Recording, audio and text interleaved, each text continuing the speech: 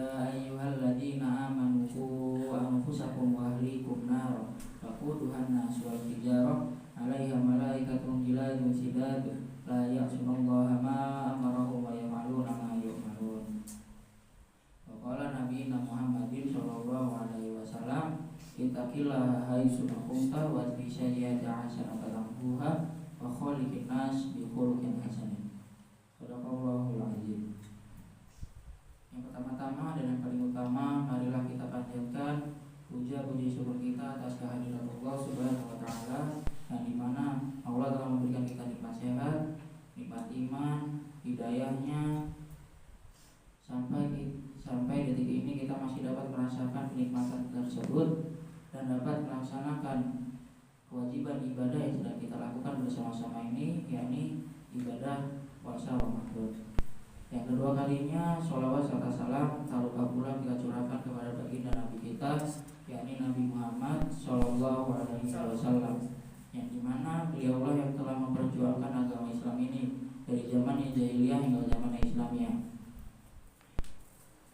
Adapun pada kesempatan kali ini saya akan membawakan taklim tentang iftar jama'i, tentang amalan-amalan di bulan Ramadan. Keutamaan bulan Ramadan memiliki keutamaan-keutamaan yang sangat banyak, yaitu yang pertama, pintu-pintu surga akan dibuka. Yang kedua, pintu neraka akan ditutup. Yang ketiga, setan dibelenggu. Yang keempat, terdapat malam Lailatul Qadar. Yang kelima, penghapus dosa-dosa di antara bulan Ramadan. Yang pertama, pintu-pintu surga dibuka. Jadi pada kesempatan bulan Ramadan, pintu surga akan dibuka oleh Allah Subhanahu wa taala. Yang dimana disitulah kesempatan kita untuk memperbanyak muamalah-muamalah yang baik agar kita mendapatkan pahala yang banyak. Yang kedua, pintu-pintu neraka ditutup. Pada bulan Ramadan, pintu neraka akan ditutup oleh Allah Subhanahu wa taala. Yang ketiga, setan dibelenggu. Setan memang dibelenggu pada saat bulan Ramadan, tapi jenis setan dibagi menjadi dua. Setan dari golongan jin dan setan dari golongan manusia. Yang dibelenggu itu setan dari golongan jin, dan setan dari golongan manusia nggak bisa dibelenggu. Oleh karena itu, pada bulan Ramadan kita juga harus pintar-pintar memilih teman. Yang keempat, terdapat malam Lailatul Qadar. Rasulullah Shallallahu Alaihi Wasallam bersabda, "Qad ja'akum Ramadan syahrun mubarakun, taradallahu alaikum siyamahu tuftahu fihi abwabul jannati wa tughlaqu fihi abwabul jahim wa tughallu fihi syayatinu fihi lailatul qadri khairum min alfi syahrin man hurima khairaha faqad hurim."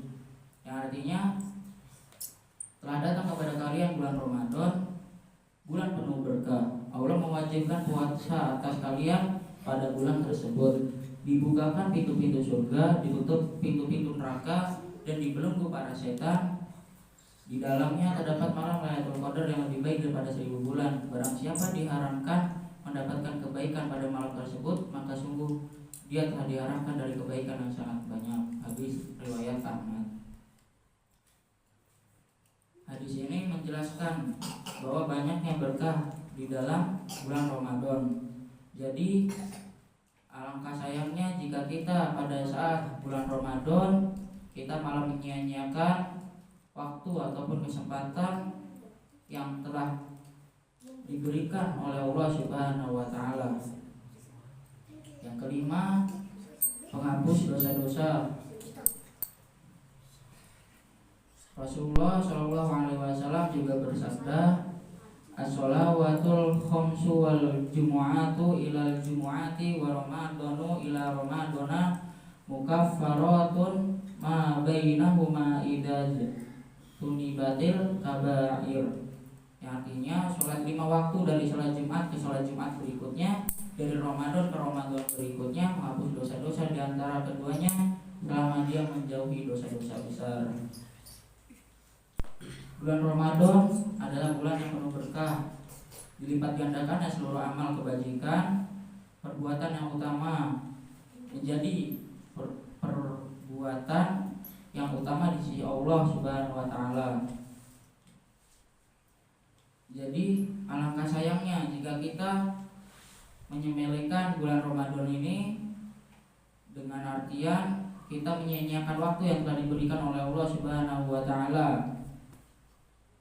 pada bulan Ramadan ini. Jangan sampai kita berpikiran bahwa kita masih dapat melaksanakan puasa Ramadan di tahun selanjutnya. Bisa jadi yang sedang kita lakukan pada saat ini adalah puasa Ramadan bersama keluarga kita terakhir kalinya. Jadi kita harus melaksanakan amalan-amalan yang baik dengan fokus dan semangat, dengan menganggap bahwa hari ini adalah puasa terakhir kita yang dapat kita lakukan.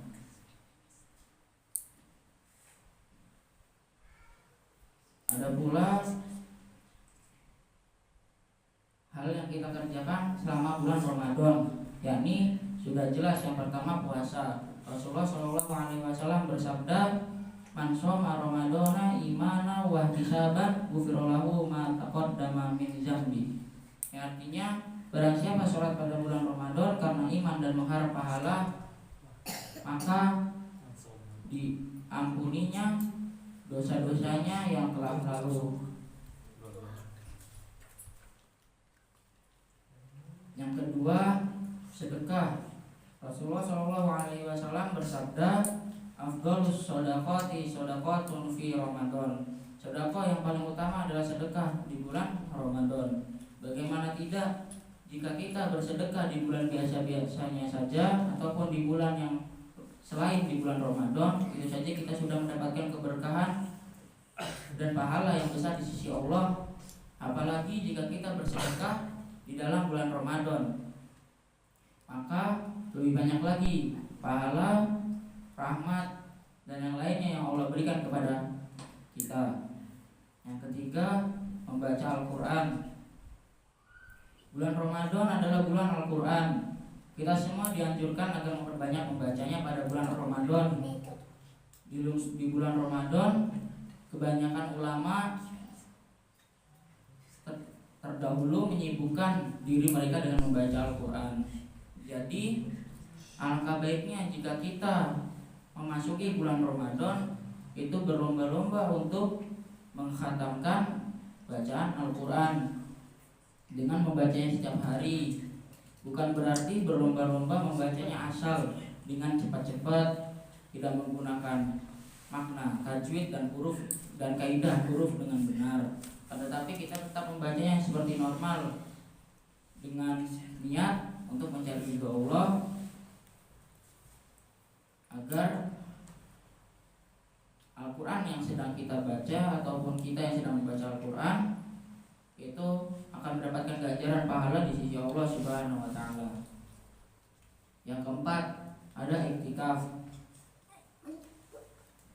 Dari Aisyah radhiyallahu anha berkata, "Anan Nabi sallallahu alaihi wasallam kana ya'tiku takiful asral awakhira min Ramadana hatta tawaffahullah." Yang artinya bahwa Nabi Muhammad sallallahu alaihi wasallam biasa beriktikaf pada 10 hari terakhir bulan Ramadan hingga beliau wafat.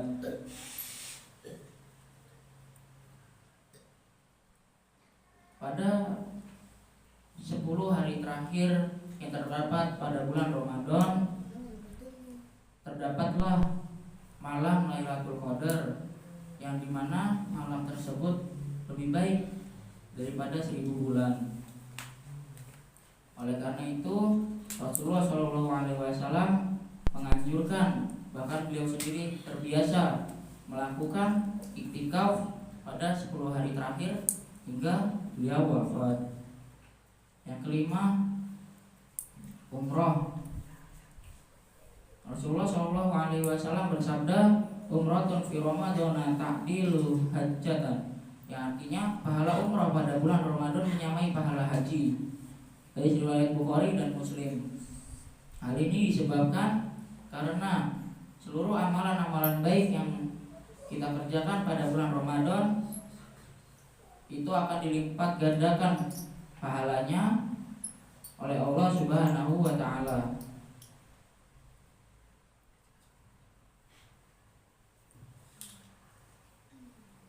Ada pula sholat tarawih yang biasanya itu kita lakukan 1 hari sebelum menjelang puasa keesokannya. Pengertian sholat tarawih sendiri ialah sholat malam yang dikerjakan pada bulan Ramadan. Tarawih artinya beristirahat. Orang-orang yang sholat tarawih akan istirahat di setiap 4 rakaatnya. Hukumnya sholat tarawih disunahkan bagi kaum laki-laki dan kaum wanita. Hadisnya dari Abu Hurairah radhiyallahu anhu, ia berkata, karena Rasulullah Shallallahu Alaihi Wasallam yuraghibu fi qiyami ramadana min ghairi ayyamurahum fihi bi ajimatin. Fayaqulu man qama ramadana imanan wa ihtisaban ghufira lahu mimma taqaddama min zambi. Rasulullah Shallallahu Alaihi Wasallam menganjurkan sholat tarawih pada bulan Ramadan tanpa memerintahkan mereka dengan penekanan. Beliau bersabda, barang siapa sholat pada bulan Ramadan karena iman dan mengharap pahala, maka diampuninya dosa-dosanya yang telah lalu. Muttafaq alaih. Jadi hukumnya sholat tarawih ini sunnah untuk kaum laki-laki maupun wanita. Akan tetapi Rasulullah Shallallahu Alaihi Wasallam juga memberitahu keutamaannya, yang artinya barang siapa sholat pada bulan Ramadan karena iman dan mengharap pahala, maka diampuni dosa-dosanya. Jadi jika kita melaksanakan sholat tarawih ataupun sholat malam dan yang lainnya, kita sholat karena iman dan mengharap pahala, maka dosa-dosa kita yang telah lalu akan diampuni oleh Allah Subhanahu wa taala. Waktu dan jumlah rakaat sholat tarawih. Sholat tarawih waktunya dimulai setelah Isya sampai datangnya waktu sholat subuh. Sholat tarawih utamanya dikerjakan 11 rakaat. Karena itulah yang sering dikerjakan Rasulullah Shallallahu Alaihi Wasallam. Tapi ada juga yang melaksanakan sholat tarawih 23 rakaat.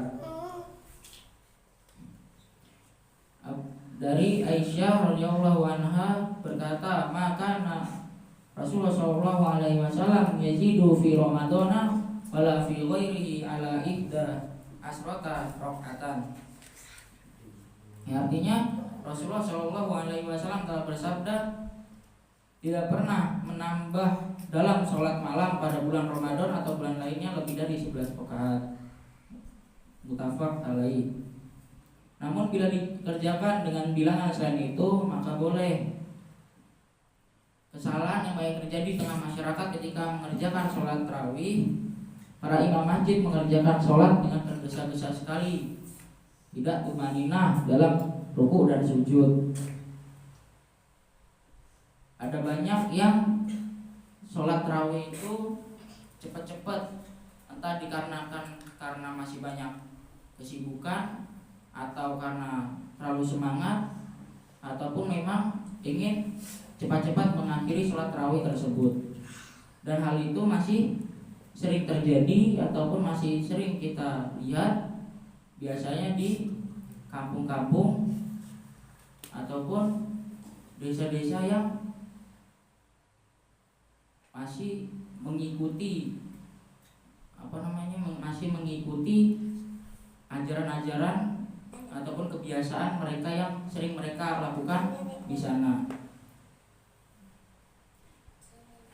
Jika dipikir, jika kita sholat tergesa-gesa tanpa ada alasan, itu sementara tumanina sendiri ataupun khusyuk itu termasuk rukun sholat. Sholat tarawih disunahkan untuk dikerjakan dengan cara berjamaah, karena berjamaah itu lebih utama daripada sholat tarawih sendirian.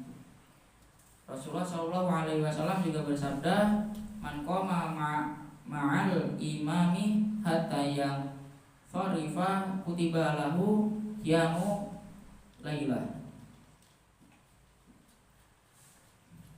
Barang siapa sholat bersama imam sampai selesai, maka ditulis baginya pahala sholat semalam suntuk.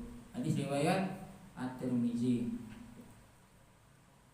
Jadi amalan-amalan puasa pada bulan Ramadan itu sangatlah banyak.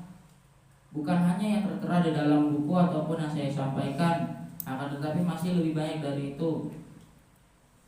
Amalan-amalan yang baik ataupun yang diperintahkan oleh Allah Subhanahu wa taala tidak sebatas itu saja, akan tetapi seperti zikir, sholawat, infak dan yang lainnya itu bisa disebut amalan jika kita menggantungkannya dalam niat ikhlas kepada Allah Subhanahu wa taala, maka insya Allah akan mengganti ganjarannya ataupun memberikan ganjarannya dengan pahala yang besar ataupun meninggikan derajat kita maupun memberikan ridhonya kepada kita semua. Jadi selagi kita masih dalam bulan Ramadan, usahakan kita itu beramal dengan baik, serius bekerja keras untuk bermuamalah yang baik. Karena bulan Ramadan ini adalah salah satu kesempatan yang diberikan oleh Allah Subhanahu wa taala, yang dimana bulan itu sendiri diberikan ataupun diadakan oleh Allah untuk seorang hamba, ataupun Allah itu ingin melihat seorang hamba tersebut seberapa keras ia bekerja, seberapa keras ia berusaha untuk mendekatkan diri kepada Allah, dan juga itu suatu hadiah yang diberikan oleh Allah Subhanahu wa taala untuk kita untuk lebih mencari ataupun memperbanyak pahala-pahala kita ataupun keridhaan kita yang Allah berikan kepada kita.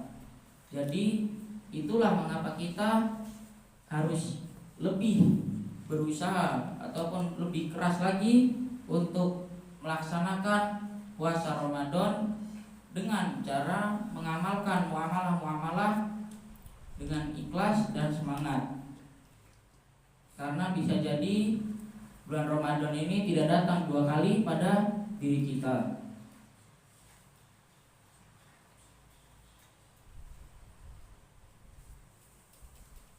Adapun sholat witir, pengertiannya sholat witir artinya ganjil.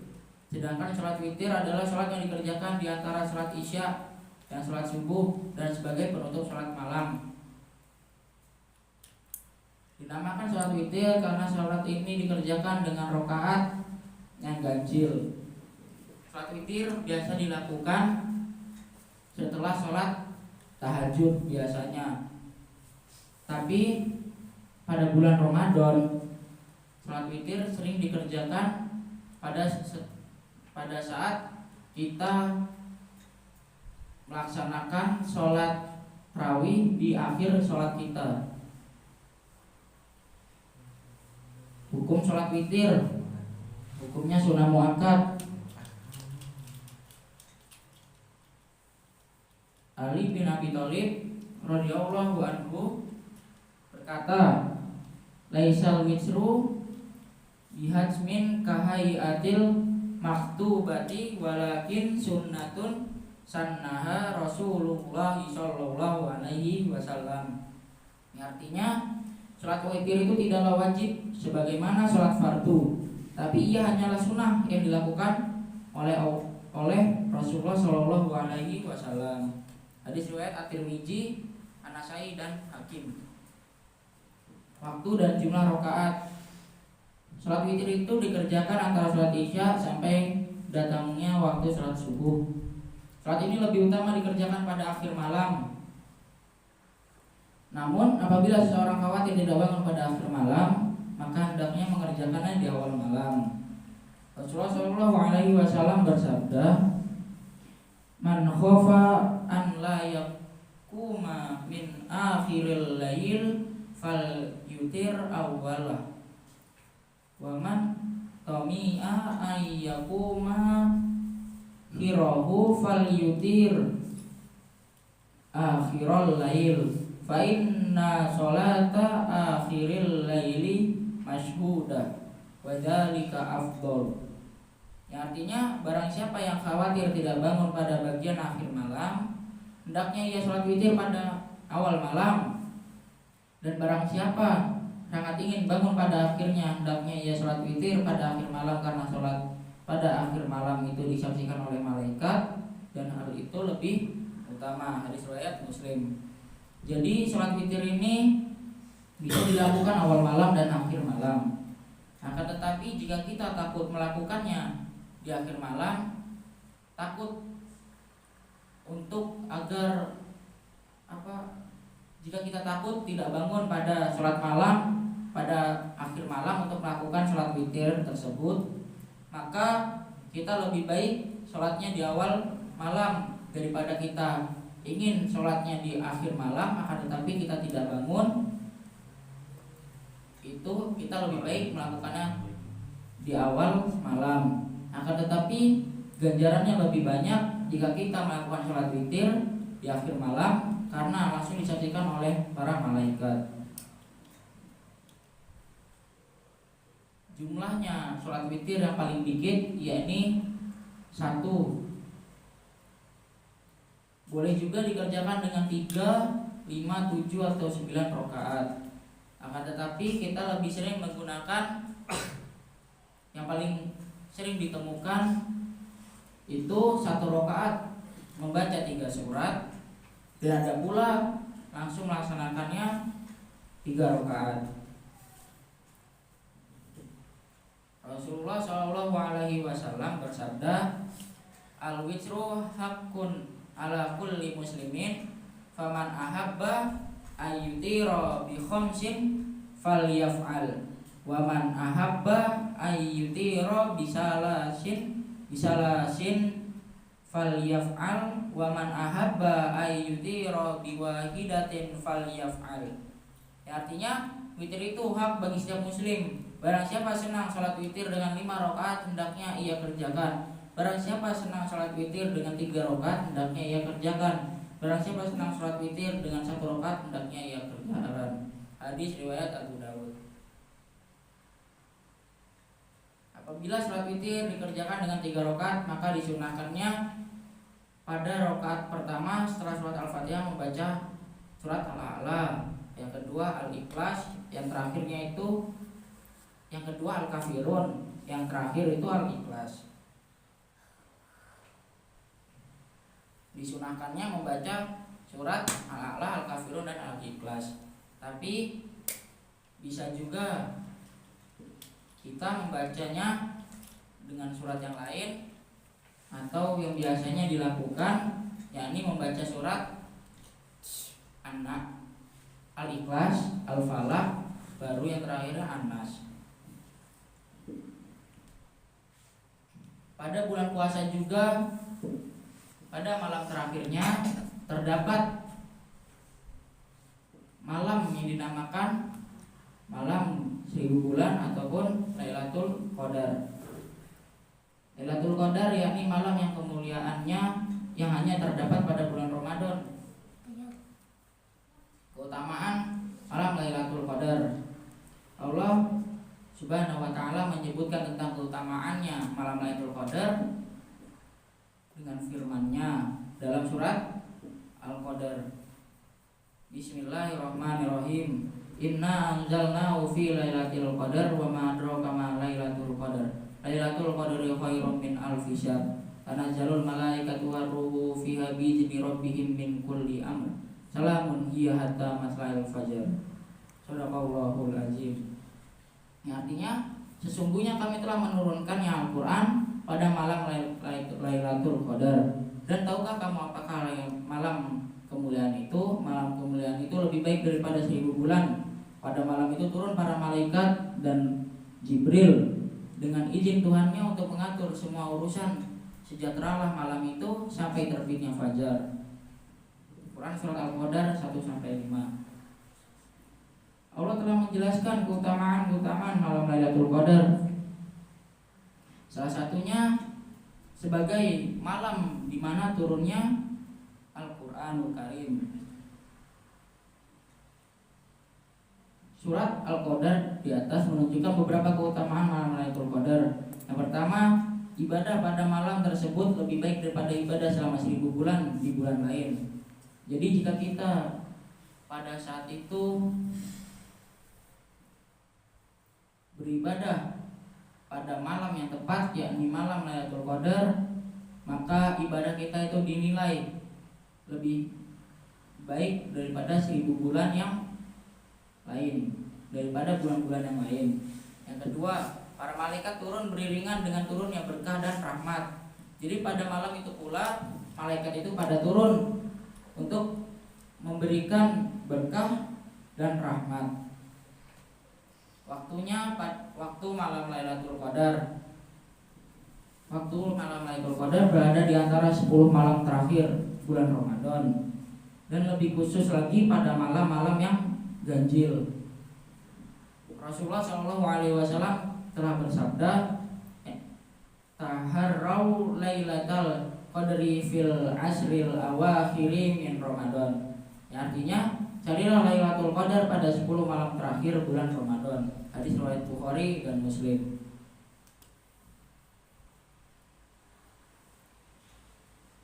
Jika kita ingin mencari malam Lailatul Qadar dan mendapatkannya, maka kita itu harus mencarinya di malam 10 hari di malam bulan Ramadan, di 10 hari terakhir, dengan cara kita terjaga dari tidur kita ataupun memperbanyak bacaan-bacaan Al-Quran kita, memperbuat amal-amal yang baik, agar pada saat kita mendapatkan bulan Ramadan, pada saat itu kita mendapatkan berkahnya bulan atau mendapatkan berkahnya malam Lailatul Qadar. Tanda-tandanya malam Lailatul Qadar yakni yang pertama, malam yang sejuk, tidak panas dan tidak dingin. Dari Jabir bin Abdullah radhiyallahu anhu, Rasulullah SAW bersabda yang artinya, sesungguhnya telah diperlihatkan malam Lailatul Qadar padaku, kemudian aku lupa. Malam itu jatuh pada 10 malam terakhir bulan Ramadan. Ia adalah malam yang sejuk dan bercahaya, tidak panas dan tidak dingin. Hadis riwayat Ibnu Huzaimah. Ada pula yang berkata pada malam Lailatul Qadar angin itu tidak berhembus dengan kencang, atau yang dalam artiannya anginnya itu tenang, akan tetapi tidak panas dan tidak dingin. Yang kedua, matahari yang terbit pada pagi harinya bersinar terang dan sinarnya tidak menyengat.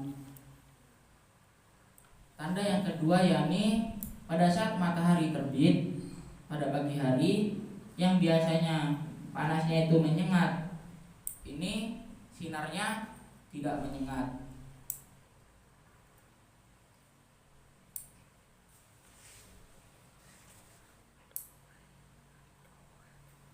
Mencari malam Lailatul Qadar. Rasulullah SAW senantiasa mencari malam Lailatul Qadar dan memerintahkan para sahabatnya untuk mencarinya.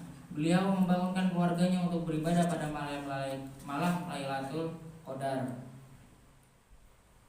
Rasulullah Shallallahu Alaihi Wasallam bersabda, "Man qama Lailatul Qadri imanan wa ihtisaban ghufira lahu ma taqaddama min zambi."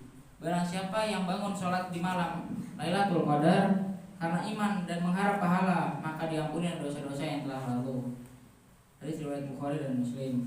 Aisyah radhiyallahu anha bertanya kepada Rasulullah Shallallahu Alaihi Wasallam, "Wahai Rasulullah, apa yang aku baca bila bertepatan dengan malam Lailatul Qadar?" Rasulullah bersabda, bacalah, "Allahumma innaka afuwun tuhibbul afwa fa'fu anni." Ya Allah, sesungguhnya Engkau Maha Pemberi ampunan dan menyukai orang yang memohon ampunan, maka ampunilah aku. Hadis riwayat At-Tirmizi dan Ibnu Majah. Jadi banyak sekali keutamaannya di malam Lailatul Qadar. Jika kita ingin mencari malam Lailatul Qadar, kita harus mencarinya di malam 10 hari di 10 hari terakhir pada malam bulan Ramadan. Pada 10 hari pada bulan Ramadan tersebut dianjurkan kita itu untuk terjaga semalaman agar kita pada saat itu mendapatkan malam Lailatul Qadar tersebut. Karena tidak ada yang tahu tepatnya kapan terjadinya bulan Ramadan. Tidak tahu tepatnya malam Lailatul Qadar tersebut terjadi.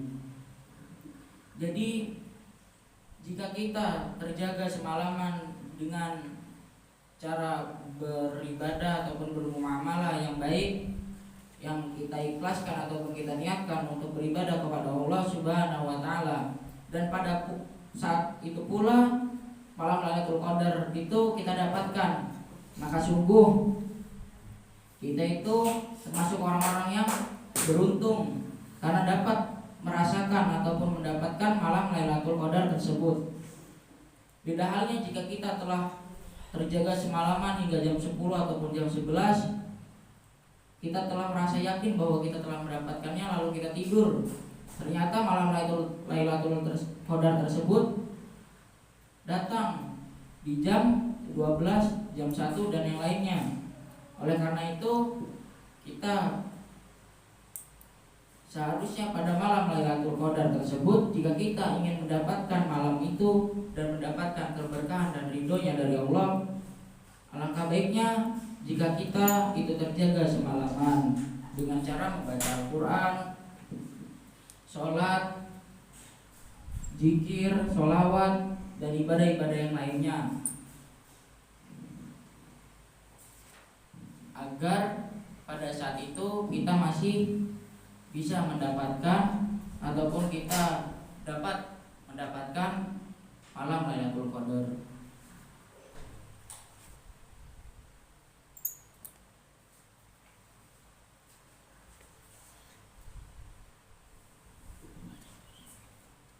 Iktikaf.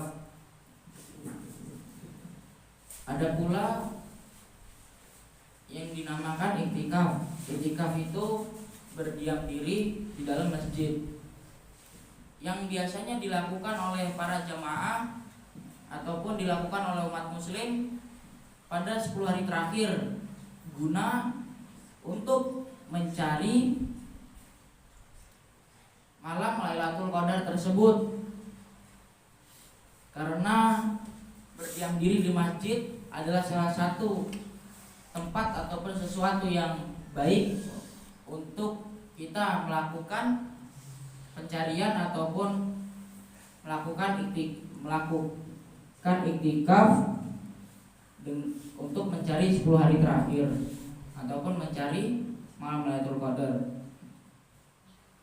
Definisi iktikaf.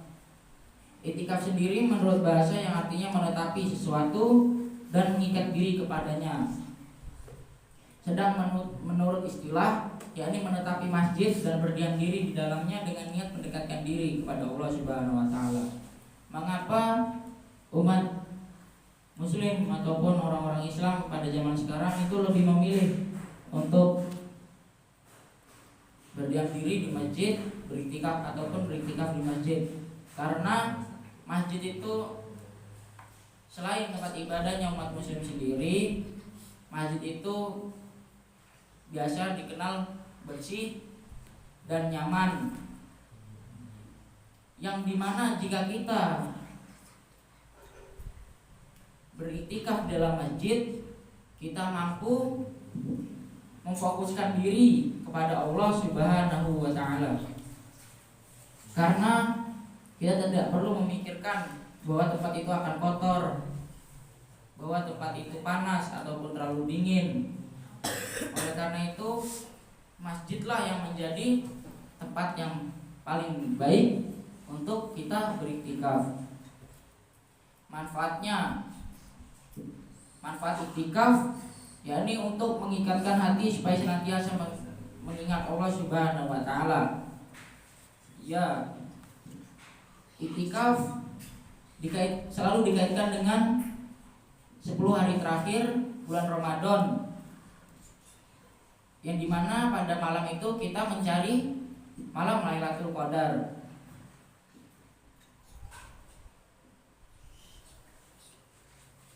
Menyendiri dengannya, menghentikan segala kesibukan yang berhubungan dengan makhluk, serta memfokuskan diri untuk beribadah kepada Allah.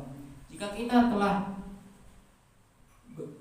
mengikat diri kita ataupun beriktikaf di dalam masjid yang sekiranya itu nyaman dan enak tempatnya, maka kita tidak perlu memikirkan hal-hal lain selain kita memfokuskan diri kita kepada Allah Subhanahu wa taala.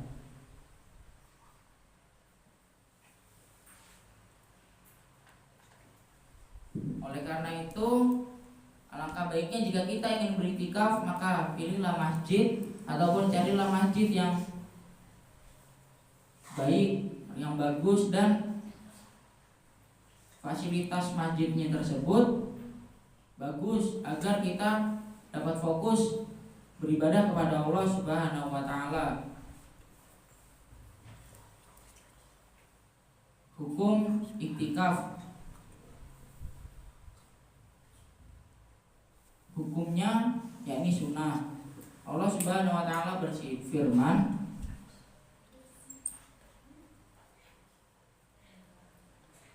an tahhira baitiya lit-taifina wal aqifina waruka'is sujud. Ya, artinya bersihkanlah rumahku untuk orang-orang yang tawaf, yang iktikaf, yang ruku dan yang sujud. Quran surat Al-Baqarah ayat 125. Ayat ini menjadi dalil tentang disyariatkannya iktikaf hingga ada pada umat-umat terdahulu. Jadi syariat iktikaf ini bukan hanya terjadi pada umat muslim pada saat ini, akan tetapi sudah terjadi pada